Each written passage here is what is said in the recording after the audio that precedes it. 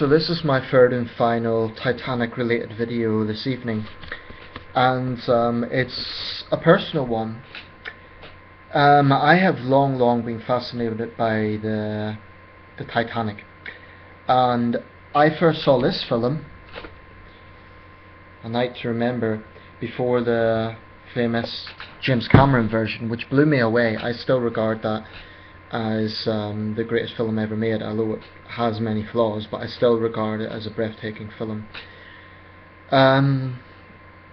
This is just a video whereby I want to talk about some personal connections I have to the ship, which I've discovered over the years, and it's something I feel somewhat privileged to have, these connections, but without wanting to sound like I'm showing off. So these are the connections that I actually have, and take it or leave it, this is 100% the truth. Firstly, I was born on the 1st of September 1985 in Belfast.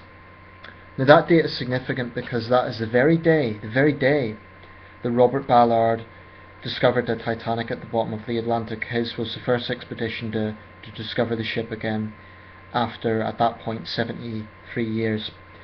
So I was born in the city where the Titanic was built on the same day it was rediscovered, and I think that's quite something. The second link that I've got is with Thomas Andrews.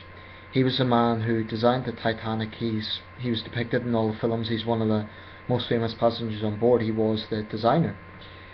He worked for Harland and Wolff in Belfast. He was a very hard worker, very interesting man in his own right. Now, I'm not related to him, but in Belfast, in South Belfast, there is a bed and breakfast called the Ash Ruin, and I'm sure my grandparents won't mind me saying this because it is on their website anyway, but that building, it's a Victorian building, apparently was the house where Thomas Andrews lived in. My grandparents now live there on my father's side. They now live in the house where Thomas Andrews lived in. So we always wonder, could there be plans for the Titanic in their attic? It is actually on their own website, and if you look, there are photographs of Thomas Andrews standing outside the sort of veranda of that house.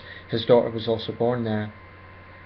One final connection I have with the Titanic is that, and this is a more distant connection but still a bit of a coincidence, my father currently works in the port of Rotterdam, which is one of the world's busiest seaports. I'm sure he won't mind me saying this, as port chaplain. And when the Titanic centenary came about, one of my father's colleagues actually was the person responsible for presiding over the memorial service on the North Atlantic. Now granted, that connection isn't as close, but it's still a coincidence, it's still something. So there I have 3 connections with the world's most famous ship, and I have to say, this might be in part explain why I have such a big interest in the Titanic.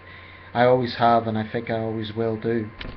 The Cameron film, of course, was breathtaking, but even without that I'd be interested in it. So there you go, 3 personal connections with the Titanic. Next time I visit my grandparents, I would like to maybe look a bit further into that. And I have done research. I thought, nah, that can't be right. But you know, Belfast is not a huge city, so he had to live somewhere. So it just happens to be that's the house he lived in. So I think that's quite incredible. Thanks for watching.